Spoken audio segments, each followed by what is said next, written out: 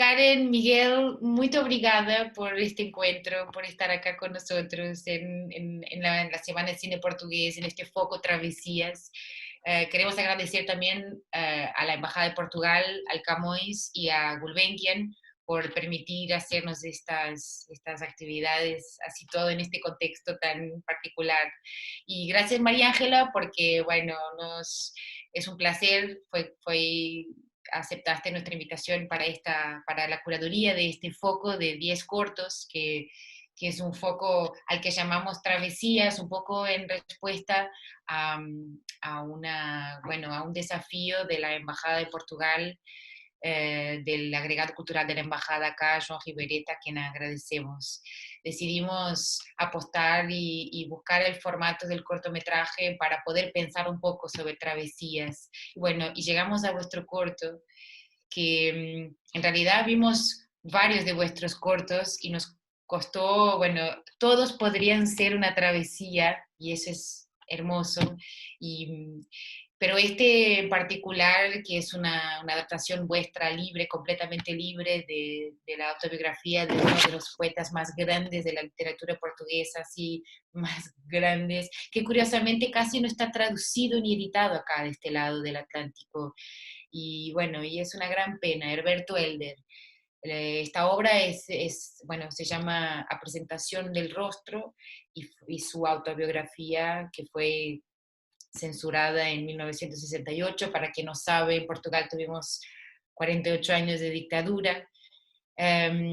Y bueno, y esto, bueno, curiosamente en 2020, finalmente esta obra que fue censurada y sacada de circulación en 1968 fue editada finalmente. Y también nos gustaría que puedan, vuestro corte es de 2017 y esto aconteció en 2020, entonces también ahí tenemos curiosidad para ver cuál es vuestra mirada en relación a eso.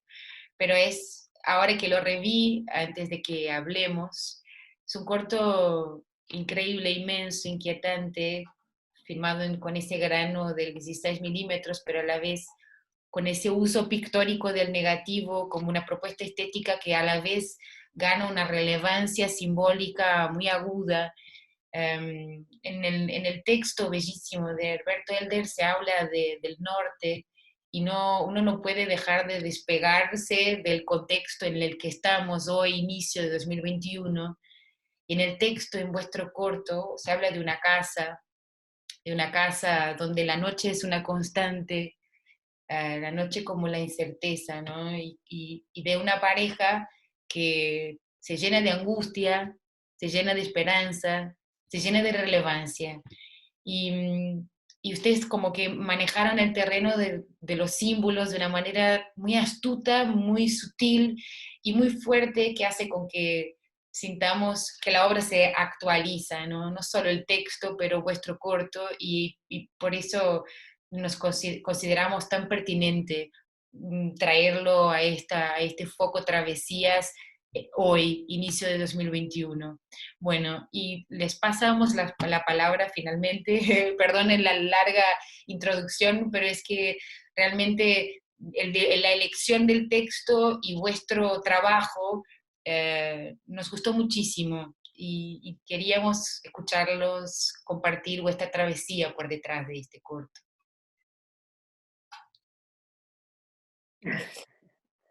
Bueno, estoy emocionada acá ya con tus palabras. Tengo algo a decir. Yo hablo muy mal de castellano, entonces, perdón, voy a tentar, mas no consigo elaborar muchos pensamientos. Fala em português que eu te traduzo. Para nós também foi processo muito largo, porque demorou muito para conseguir apoio e depois demorou muito para conseguir vir a Portugal para hacer a película. E quando hacemos a película filmamos quase 3 horas de material, então depois quando fomos a la montaje también fue un proceso muy largo porque tenía muchos caminos y fue necesario tomar muchas decisiones, ¿no? Porque contexto, texto, vai para aquí, vai para lá, ¿verdad? Entonces fue bien interesante eso, ¿no? Sí, pero hay una cosa que Miguel se olvidó de decir, que es, o sea, teníamos un guión que era una adaptación del texto, y cuando estábamos en la véspera de filmar, nos dimos cuenta de que no estábamos haciendo una adaptación de cine, y que era una tarea muy más, o sea, nos exigía más que simplemente pegar el texto y transformar esto en una narrativa, que teníamos que hacer una adaptación mucho más simbólica que eso, que narrativa, que contar algo, porque así es la literatura, la escrita, el estilo de Alberto Helder. Queríamos ser fidel a su estilo, a su lenguaje y no a su narrativa.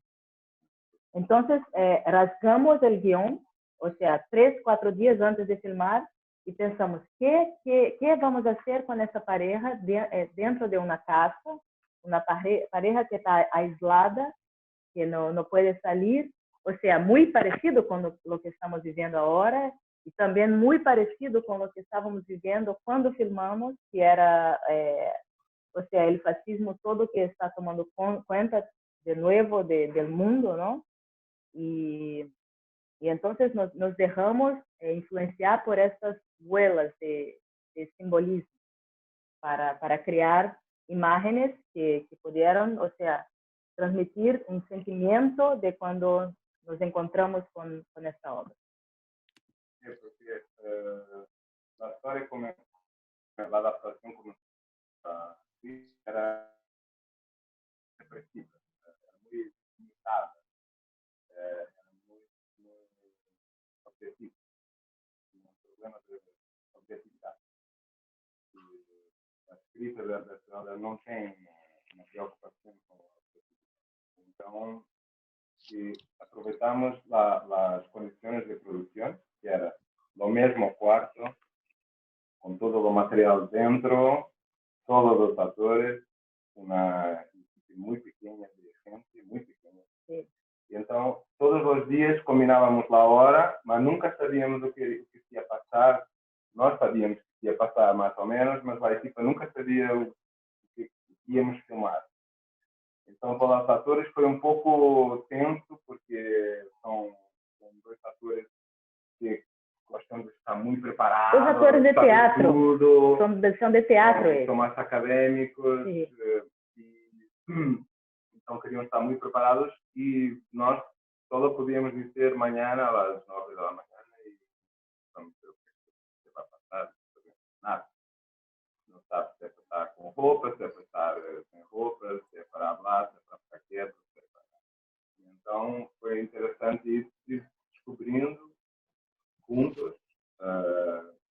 Nisso também muito importante falar de Paulo Menezes, que é o fotógrafo de La Película, com quem trabalhamos muito já, e que é muito aberto a tudo, e que é muito... Entra no jogo. Está sempre pronto para qualquer coisa. E foi incrível. Pensamos que muito do filme também foi possível por trabalharmos com ele, porque tratou de tudo da película, tratava da câmera, dos movimentos da câmera, tudo sem gente. Então não tinha essa preocupação de ter gente esperando, de ter gente querendo saber como se hace. No lugar donde filmamos, esta era la cosa más divertida de la película, que con nieve, ¿no? Muy frío. Nieve. Miguel, interrumpo solo porque muchas veces se corta cuando vos estás hablando, no así Karen, cuando vos estás hablando se corta. ¿Vos estás con algún auricular o algo así? Porque tengo la sensación... No. Es que por ahí creo que el micrófono de Karen es mejor que ese, por ahí... Porque pienso que está do lado del micrófono. Ok, ahí está. Pero, ahí yo puedo... pero ahora sí, ahora No, sí. podemos cambiar. Ahí está. Pronto. Bueno, pero igual, o sea, se entrecortaba muy poco, pero cuando hablabas más fuerte se escuchaba bien, pero bueno, para garantizar que terminamos con ahora esta parte se corta y todo, pero... Mas pronto, só para... y essa, la condición de trabajo para nosotros es tan importante o más importante que los resultados finales. No nos gusta trabajar en condiciones que se afastan de la idea de la creación. de la idea de la creación, sin presión, con mucha gente que no sabemos qué hace. Entonces, fue un proceso muy bueno. Só quería hablar que fue una cosa conflituosa, que los filmes es con neve, muy frío, y filmamos en Lisboa en julio, con 40 graus, y era no último andar, era un sótão, no sé cómo se dice. Un aldillo, un aldillo. E então era um calor infernal. Os atores tinham tanto calor que no segundo dia de filmagem já não vestiam mais, andavam sempre nus ali pelas filmagens, porque era muito, muito calor. E quando fomos a ser La Neve caindo, a neve derretia antes de atingir metade do quadro. E era um sótão numa antiga casa, num lugar que se calhar tu até sabes, já conheces, que é ali na Feira da Ladra, que a Feira da Ladra tem um palacete onde está a Associação de Arquitetura e Design. E pronto, eles emprestaram-nos o sótão, e como nós éramos uma equipe muito pequena de 4 ou 5, levar o material lá para cima foi uma loucura, porque era escada, corredor, escada, palácio. Né? Então tudo isso para nós é muito importante, porque já chega para filmar, já chegamos com uma outra vontade, com essa coisa do cinema manual, de sermos responsáveis por tudo, onde a preocupação maior é conseguirmos trabalhar e não almoçar.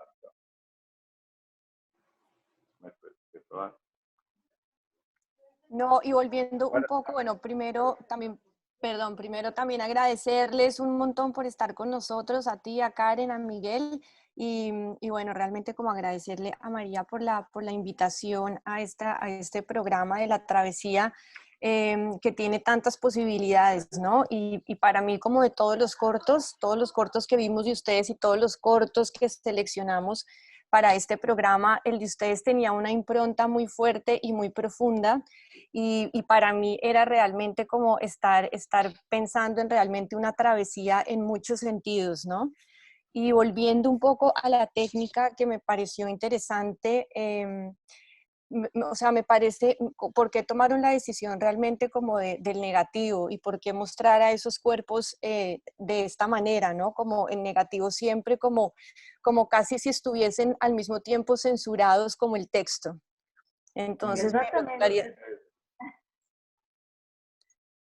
Exato, é exatamente isso. A imagem censurada como o texto censurado, mas essa decisão foi tomada só em la montagem. Porque filmamos em película color. E depois, em la montagem, foi quando passamos para... Porque lá tínhamos uma ideia de filmar... Hoy es muy difícil, los procesos de experimentación o tienes acceso o muchos países ya no tienen contacto con eso de trabajar la película de una forma experimental, ¿no? Y há muchos años que tenemos una idea de filmar con película óptica, con los sonidos, filmar imagen con sonido. Mas foram tantas entradas, tantos problemas. Hablamos com um técnico da Kodak em Brasil quienes explicó con calmamente, nos ensinó que lo óptico no se puede filmar con óptico. Quando há várias películas ao longo dos anos filmadas em óptico. Então, trabalham com a sabem essas coisas. Então, é muito limitador. Sí, y esa cosa de, o sea, cuando este tipo nos explicó, nos enseñó que el óptico no se puede hacer imágenes para sonido. O sea, esto también es una forma de censurar. Nosotros queremos hacer, ¿por qué no podemos? Entonces hicimos, así como eso, como la obra está censurada, censuraron nuestro deseo de filmar en óptico, pero pusimos digital, ¿qué hacer? No, y también creo, por ejemplo, algo en la construcción del sonido, ¿no? Como hay una decisión de arrancar el cortometraje sin sonido y de repente como empezar de a poquitos a ir intensificando ese sonido que también va construyendo entonces como algo narrativo. Para mí es un cortometraje absolutamente ensayístico, con una nostalgia muy profunda y con unos detalles, ¿viste? Como que es una travesía que tiene un ritmo muy particular y que eso se ve a través de los elementos también que muestran, ¿no? Como nos van acercando a ese lugar, a ese encierro de dos personas, ¿no? A esa intimidad, la brújula, los mapas, el edificio. Y me interesa sobre todo también el sonido, ¿no? Porque la decisión de repente de arrancar en un determinado momento con el sonido y ahí como la historia.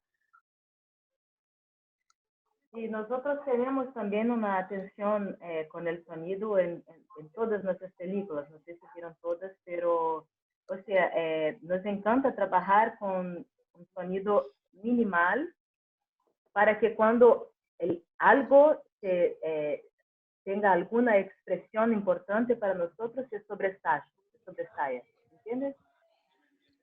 Entonces, este es un poco nuestra abordaje con el sonido de una forma general. Y en este caso específico tenía, como Miguel decía antes, tenía mucho más texto y después fuimos entendiendo cuál era el texto, aquel que queríamos que fuera una énfasis en el texto. Entonces esto también fue una especie de tratamiento para que cosas importantes se sobresalgan. También es importante decir que la película está también en un camino de otros trabajos. Entonces, como lo corto que teníamos dirigido hecho antes, era muy frenético, confidente, muy frenético, los sonidos, fue un trabajo loco, que son sonidos de 1 segundo, 2 segundos. Y entonces que estábamos un poco cansados del sonido, que queríamos ficar en silencio, más quietos. Sabemos que los sonidos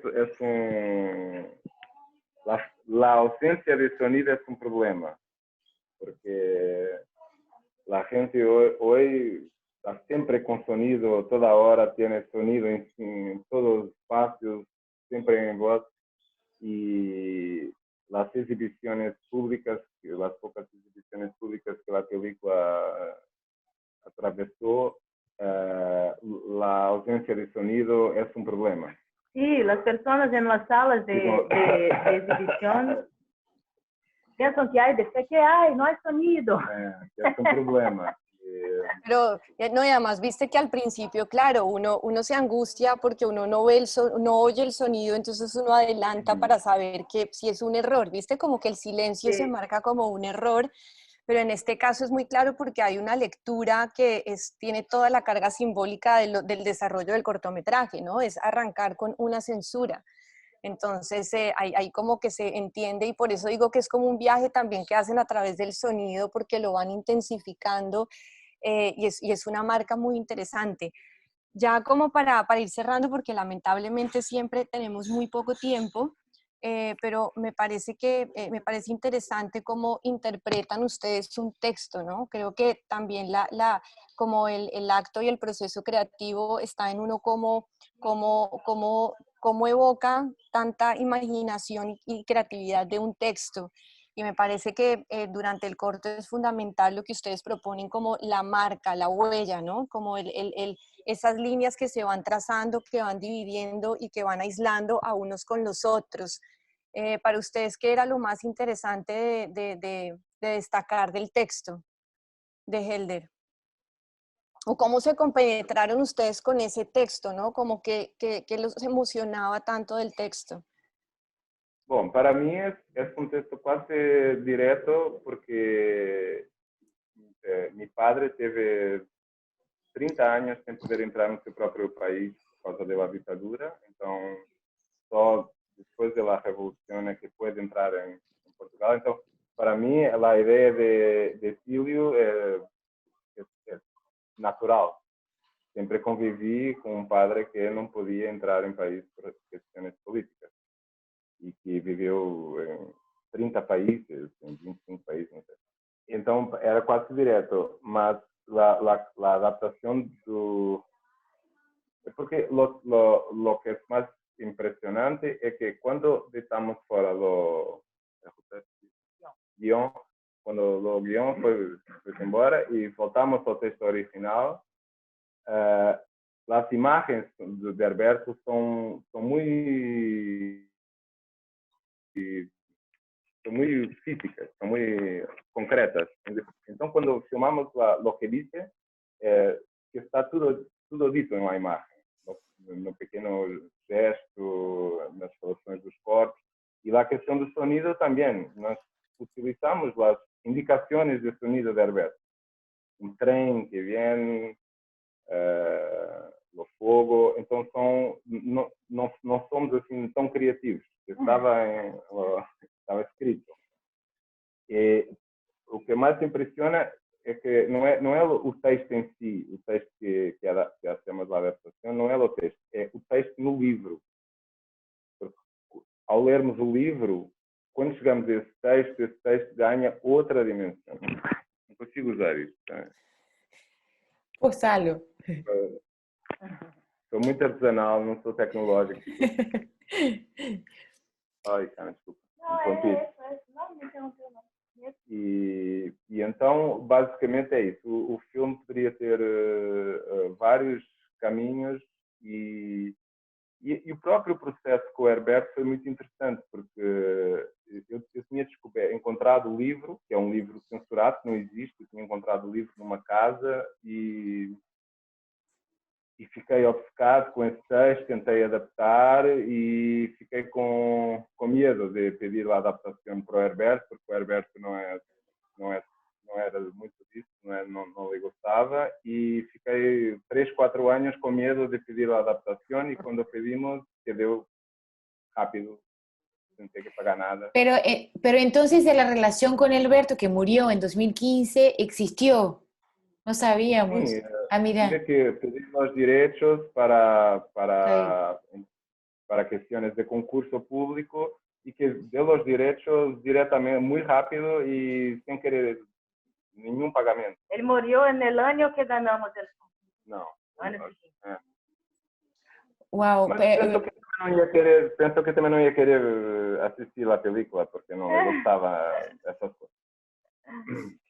Y para ustedes, ¿qué es un lugar extranjero? O sea, ustedes que están en constante Portugal y Brasil, como para ustedes, ¿qué es un lugar extranjero? Esta semana estábamos hablando de eso, que para nosotros, ¿cuál es? ¿Dónde somos? ¿Quién somos? ¿Quién somos los extranjeros en nuestra vida? Porque es difícil de pensar una comunidad que es diseñada por las fronteras. Porque es una comunidad con gente de todo el mundo, entonces no tem más eso, ¿no? Cuando vamos para Portugal y dicen en la frontera, siempre muy preconceituosa, que Karen es brasileña, como si fuera una cosa, un crimen, ¿no? Para nosotros es incomprehensible, porque en nuestra cabeza no tem más eso, ¿no? Nuestros hijos tienen también una confusión de idiomas. Sí.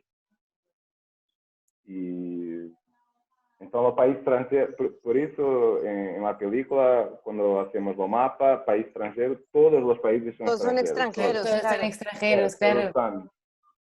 Todos Porque pueden ser agora, lugares, claro. Sí, los Claro. países extranjeros son los que tienen una frontera muy evidente. Creo que es algo así. agora que quando vamos a Portugal, eu me sinto um estrangeiro em Portugal.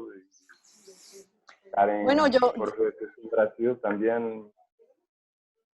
pero yo les Eh, quiero decir que la primera vez que yo llegué a Lisboa, yo me bajé del avión y como el primer respiro cuando sales del aeropuerto, yo dije, en este lugar yo ya he vivido antes, en algún momento, ¿viste? Como era un lugar muy familiar y solo me pasó en Portugal y en Sao Paulo. Yo dije, hay algo ahí, pero no, ¿viste? Como cuando llegas a esos lugares donde ya sientes que has estado o que lo vives de una manera muy cercana. Bueno, aprovecho, tengo que cortar así abruptamente, pero no sin antes agradecer, bueno, es una hermosa manera de terminar, ¿no? Esta de que, y más en un contexto como lo que estamos viviendo hoy, en que las fronteras se acentúan y a la vez la ausencia de ellas es lo que realmente tiene sentido, porque acá estamos, ¿no? Juntos en este lugar, en este espacio, y bueno, ojalá... en un año nos encontremos de vuelta y el mundo esté de otra manera. Muchísimas gracias a los dos y a María Muchas Ángela. gracias a ustedes. Muchísimas gracias, Miguel y Karen. Muchísimas gracias. Gracias, Mari. Y gracias por permitirnos transitar en este lugar extranjero.